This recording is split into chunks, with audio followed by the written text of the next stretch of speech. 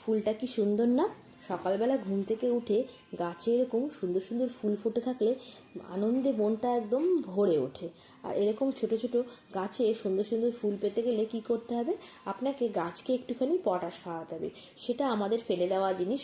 কলার খোসাতে প্রচুর পরিমাণে পটাশ আছে। কলার খোসাকে আর এখন থেকে ফেলে দেওয়ার কোনো দরকার নেই। আমার 70-80টা টব, তাই আমি এখানে 25-30টা কলার খোসা নিয়ে নিয়েছিলাম। সেই কলার খোসাগুলোকে 7-8 লিটার জলের মধ্যে 4 দিন আমি ভিজিয়ে রেখেছিলাম। প্রতিদিনই আমি 3-4 বার করে এই জলটাকে একটা লাঠির সাহায্যে ভালো করে নেড়ে দিতাম। তারপরে আমি এখানে একটা অ্যালুমিনিয়ামের বালতির মধ্যে 5-7 লিটার জল নিয়ে নিয়েছি।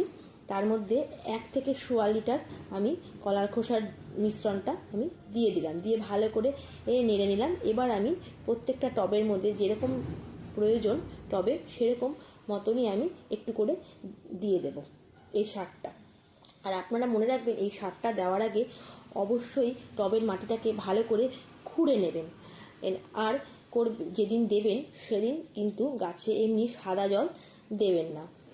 আমার একটা একটা করে প্রত্যেকটা গাছে এই সারটা দেওয়া হয়ে গেল। আর আপনারা অবশ্যই বাড়িতে এই সারটা দেবেন, খুব ভালো রেজাল্ট পাবেন। আজ তাহলে ভিডিওটা এখানেই শেষ করছি। টাটা।